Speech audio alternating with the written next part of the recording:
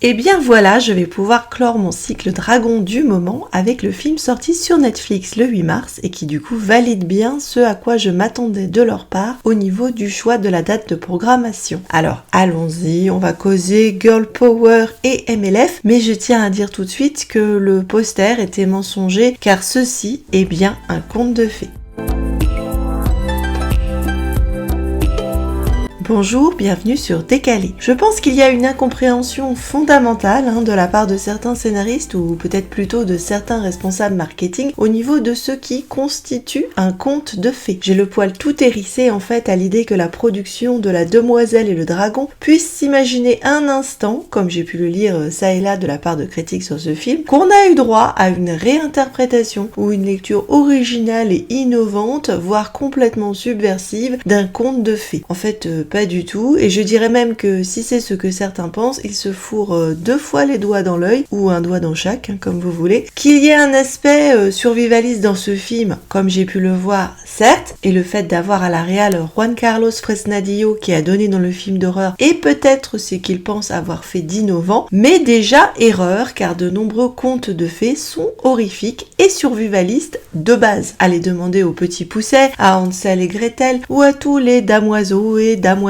passant par grottes, abandons, forêts emplies de monstres, poisons, sorciers et sorcières tordus, et on en recausera. En fait, tout le script de Dan Mazo est complètement cohérent avec l'univers des contes de fées et ce qu'on a à l'image également. On ouvre sur un mythe fondateur d'un roi contractant, afin de sauver sa peau, une alliance avec un dragon qui vient d'exterminer la petite bande qui cherchait à l'éliminer, et on se retrouve fièrement des siècles plus tard dans une terre lointaine avec grosso merdo les mots-clés des contes de fées dans un environnement de châteaux, de nobles, de princes et princesses, le tout filmé dans une bonne vieille Europe, Bom dia Portugal, à laquelle vient se greffer des renforts de CGI. C'est la formule habituelle qui va entre autres rapprocher ce film de la référence Game of Thrones dont j'aurais à recauser d'ailleurs. Donc tout l'univers des contes de fées est bien là, à commencer par le péché originel qui doit être redressé par le personnage principal. Des références autres que Game of Thrones, rassurez-vous, j'en ai dans ma besace, mais pour faire simple, imaginez ce film comme une vaste parabole sur la condition féminine et l'empouvoirment nécessaire, et voilà, vous avez l'idée de ce qu'on est en train de vous proposer, mais vous ne devriez pas être surpris en fait. Non pas d'ailleurs que ce soit le moins du monde incompatible avec l'univers de contes de fées, et oui, parce que c'est là aussi que le bas blesse, dans le fait que décidément la lecture que d'aucuns font des contes est cruellement superficielle et voire carrément crasse. Qui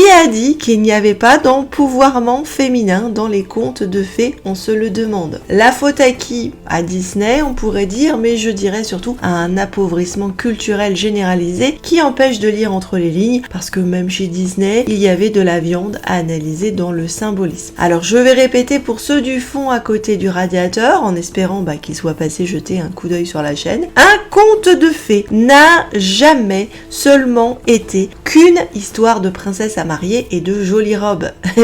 Non, pas du tout. Alors oui, c'est joli à regarder, oui on aime bien, oui ça fait plaisir et ça donne à rêver aux jeunes filles, et pas que d'ailleurs, mais la raison pour laquelle ces contes ont traversé universellement les siècles, c'est parce qu'ils sont porteurs de messages profonds et qu'ils apportaient un symbolisme sur des conflits sociétaux, moraux ou psychologiques. Par ailleurs, de très nombreux contes de fées avec des jeunes filles ne portent pas que sur des questions de mariage, et pour les contes qui, eux, parlent de mariage, on rappelle qu'étant donné l'importance cruciale de cette institution et les conséquences que le mariage pouvait avoir sur la vie d'une femme, le but recherché de ces contes était souvent d'alerter sur le risque d'un mauvais choix d'union et les périls en résultant, ou au contraire de conseiller sur des qualités à rechercher chez un époux. Et c'était pas juste le pognon et la beauté, certes ce sont des princes, mais notez que le courage, la moralité, la gentillesse, la loyauté, l'intelligence sont mis en avant dans la plupart des contes. Donc pour revenir à Netflix, quel pitch innovant et dynamitant l'univers des contes de fées Netflix va-t-il nous proposer en ce 8 mars des droits de la femme? La fille d'un aristocrate du Nord, dont la province manque cruellement de ressources, reçoit une demande en mariage de la part d'une famille royale d'une île pleine aux as, baptisée très subtilement Auréa. Subtil sera le maître mot. Comme la jeune femme est rebelle et indépendante, car elle coupe des arbres seule comme une grande pour se chauffer les miches, elle n'est pas emballée, mais comme elle a aussi le sens du devoir et de la famille envers son pays, papa et la petite sœur, elle accepte. Mademoiselle a donc de la force physique et intérieure et pour ajouter au tableau de l'intelligence car elle aime inventer et dessiner des labyrinthes pour divertir sa sœur. Comme ça, le portrait du perso est emballé pesé et le tout va servir plus tard, on s'en doute. Toute la famille de Hobro désargenté s'embarque donc vers l'île d'Or en compagnie en sus de la belle-mère, interprétée par Tina Turner en personne et avec laquelle l'héroïne se frite parce qu'après tout, même si c'est pas une marâtre de contes de fées, c'est pas sa mère non plus, décédée quand elle était jeune, probablement après la naissance de la petite sœur. En ce qui concerne la structure des contes de fées,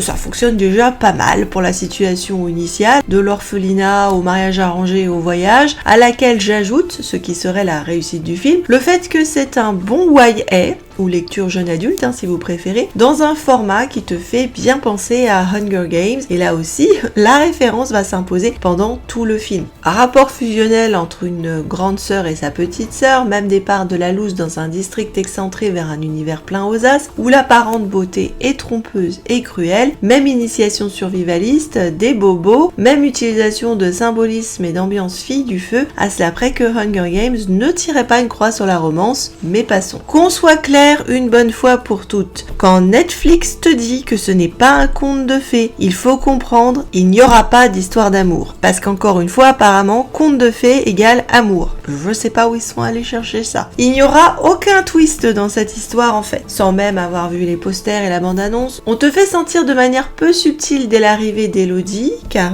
c'est son petit nom, que ça va puer l'embrouille dans ce royaume. Oui, certes, elle se laisse emballer comme tout le monde par ce coin de paradis, les belles toilettes, les bijoux, les belles manières, l'or à profusion, la prestance de la famille royale et l'accueil qu'il lui a fait, en dehors du fait que il fait beau et ça la change de son climat du nord, mais on a quand même eu l'approche du royaume à travers des brumes peu auspicieuses et les silhouettes menaçantes, voire carrément flippantes, de statues de dragons, l'ombre de la montagne, la jeune fille mystère au balcon qu'Elodie va apercevoir, une cérémonie entreaperçue au loin pas très nette, et vu qu'on est quand même qu'au début du film, pas de mystère, on va être sur un joyeux plan sacrifice de vierge au dragon afin de protéger les miches du royaume et en assurer la prospérité. Là aussi, c'est un classique. Et ce sera presque le seul point commun avec le film dont j'ai parlé précédemment sur la chaîne qui s'appelait The Dragon Inside Me. Les méchants ne vont pas te tomber dessus par surprise à la fin du film. D'abord, ils sont blancs, riches, puissants et hétéros, donc il y a 100% de chances qu'ils soient pourris. Et avant même que Buttercup ne révèle son vrai visage dans la cérémonie hommage à Stanley Kubrick, elle a déjà montré ses vraies couleurs,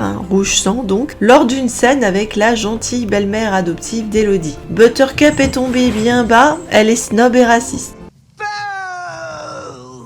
Pour résumer, le deal du roi d'antan était de livrer à chaque génération 3 jeunes filles de la famille pour apaiser la fureur du dragon. Mais comme c'est des ripoux jusqu'à la lie, plutôt que de livrer leurs propres filles, ils arrangent des cérémonies de mariage où leur sang est mêlé à celui des promises, et zou, ils les balancent à la baille sans autre forme de procès, après leur avoir fait l'aumône quand même d'une journée idyllique en compagnie du prince et d'un mariage en grande pompe, histoire j'imagine qu'elle soit livrée fraîche et pimpante, comme ces animaux qu'on va pomponner et à qui on va passer du Mozart pour que leur viande soit plus goûtue le jour de l'abattage. Avant que je ne passe au spoil, pour une fois je préviens car le film vient de sortir après tout, je dirais donc au niveau d'une critique générale que la production est jolie au niveau des décors et des costumes ainsi que des effets spéciaux, que je trouve l'histoire bien écrite et globalement bien jouée, et encore une fois que ça fait du bon YA pour un projet récit d'initiation de jeunes filles on va dire. J'ai apprécié une bonne utilisation du symbolisme justement au niveau des costumes, le message positif sur le plan de la rédemption et le fait qu'on puisse avoir plusieurs lectures de cette histoire en retenant principalement pour ma part d'un côté une parabole économique autour de la richesse et du matérialisme avec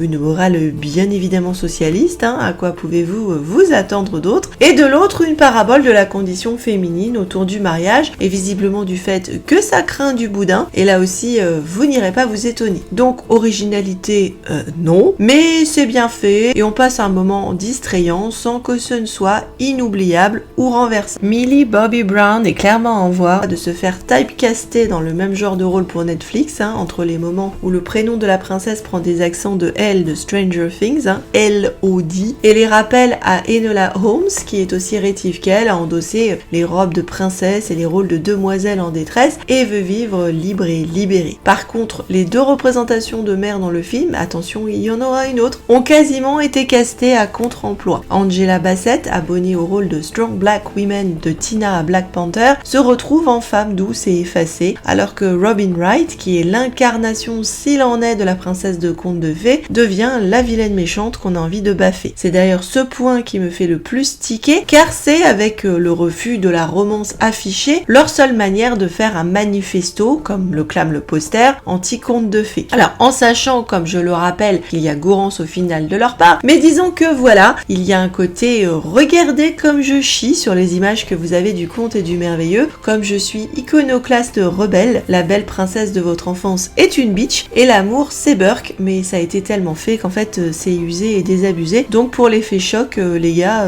vous repasserez. En résumé, la formule demoiselle c'est Strong Independent Women, l'amour et les mecs ça craint, vive la sororité et le matriarcat, lors ça corrompt, cocktail Game of Thrones, The Descent et Hunger Games, avec un vieux fond mythos Ariane et le Minotaure, vu que Thésée c'est un bourrin, on va faire 100. Et c'est pas faux, Thésée est un bourrin. Passons à l'analyse, celles et ceux qui fuient les spoils, repassez après avoir vu le film, ça me fera plaisir. La première analyse, la plus évidente et qui est la ligne directrice du film, est celle de l'émancipation. À la fois dans le cadre d'un récit initiatique pour jeunes filles, qui a de quoi réjouir le petit cœur féministe d'une Rachel Zegler, soit Elodie devient la girl boss qu'elle doit être, ou comme on disait avant, passer de l'âge d'enfant à celui d'adulte, très bêtement, ce qui passe par une symbolique de voyage, de descente dans la grotte, de mort et de renaissance, et de tuer le père, tout ça somme toute est très classique. Mais aussi dans le cadre plus généralisé d'un militantisme des droits de la femme, de l'ordre de abat le patriarcat et brûlons nos soutiens-gorge, les infâmes symboles de l'oppression et de la violence faite aux femmes, autour notamment de l'immonde institution du mariage. Alors ça se fait de manière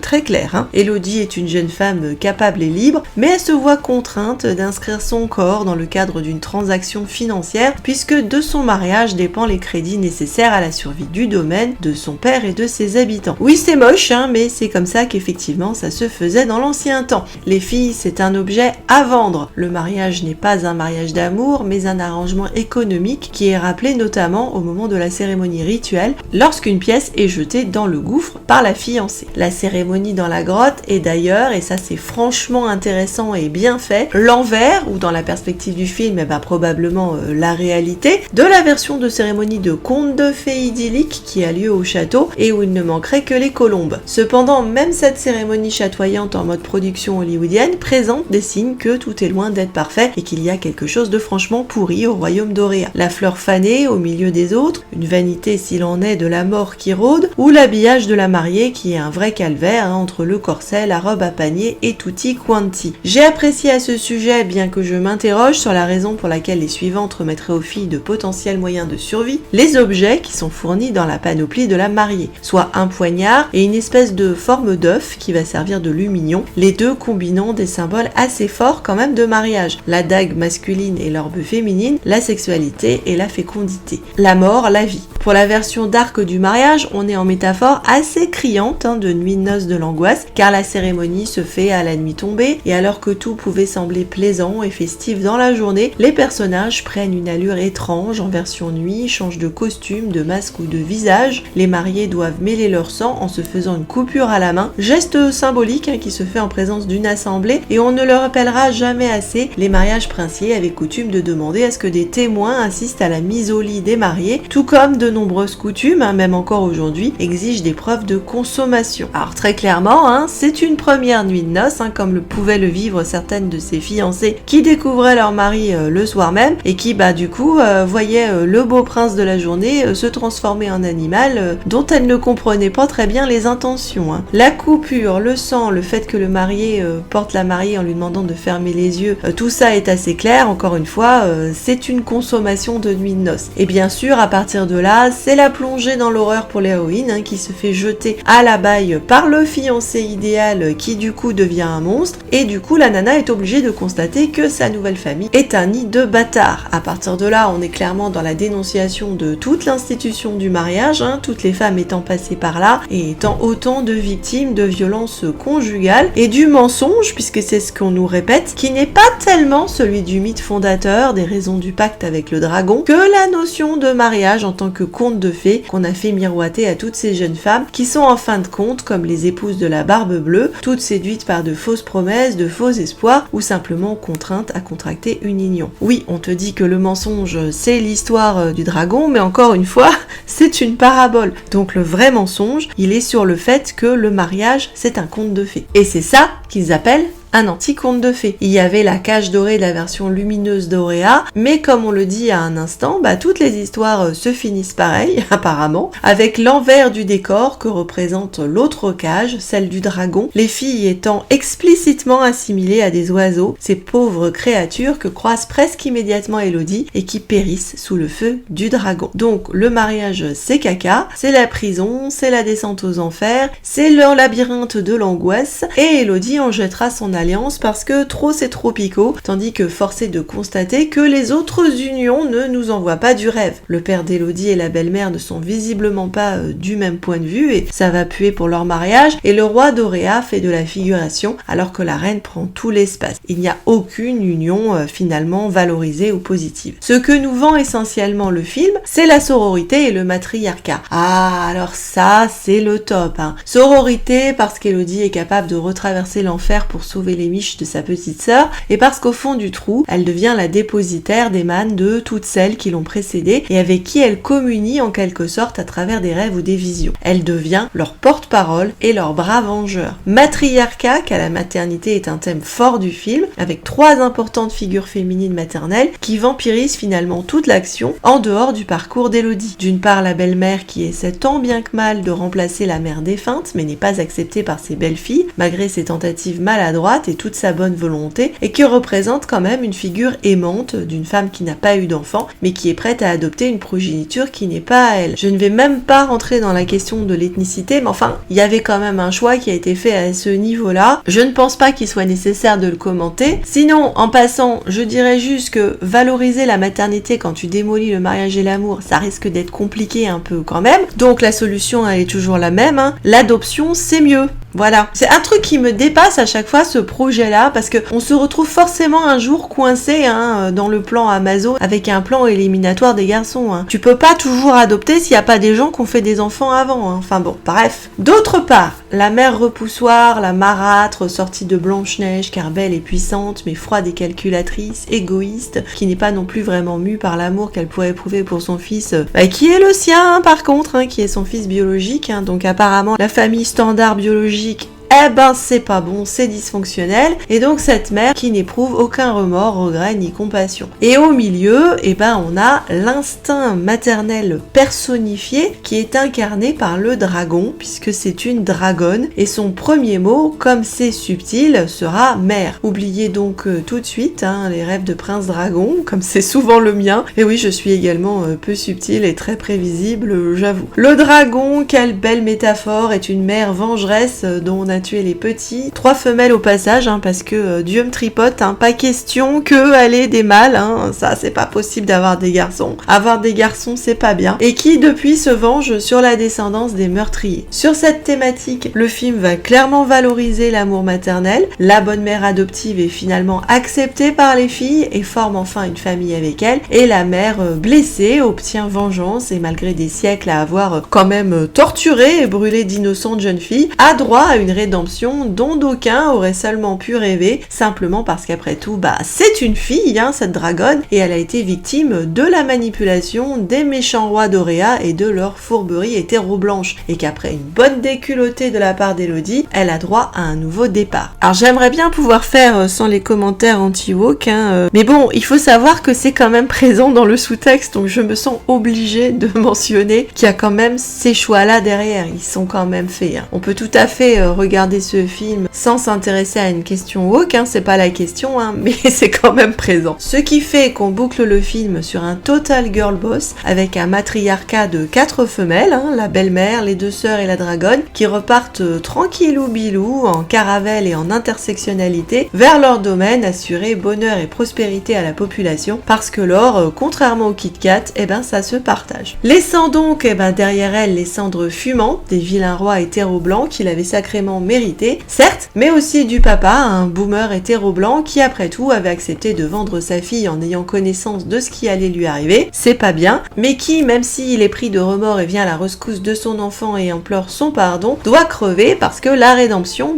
c'est pas pour tout le monde, faut pas déconner non plus. Vient se greffer là-dessus aussi une lecture économique que j'ai mentionnée plus tôt. Auréa, au lieu du matérialisme et du capitalisme, ville fondée sur l'or mais surtout sur le prix du sang derrière cet or, qui refuse de payer ce prix personnellement mais va profiter pour assurer sa fortune et sa stabilité de l'exploitation du sang des enfants d'autres pays, d'autres royaumes dont ils se servent sans vergogne. Le dragon dont le sang à base d'or est précieux et convoité, représentant la richesse, le capital si vous voulez, qu'ils gardent du coup jalousement pour leur seul bénéfice, alors que d'autres royaumes voient leurs ressources décroître et ont du mal à survivre, comme c'est le cas du pays d'Élodie qui n'a clairement plus un arbre à couper pour assurer le chauffage de sa population et qui crève la dalle. C'est l'accaparation des richesses par une caste snob et cruelle, dirigée par une blondasse, qui fait croire de temps à autre à une victime sacrificielle qu'elle va faire partie des leurs, mais qui n'a que mépris pour elle. Élodie du coup, c'est pas Arlette Laguillé, mais tout comme,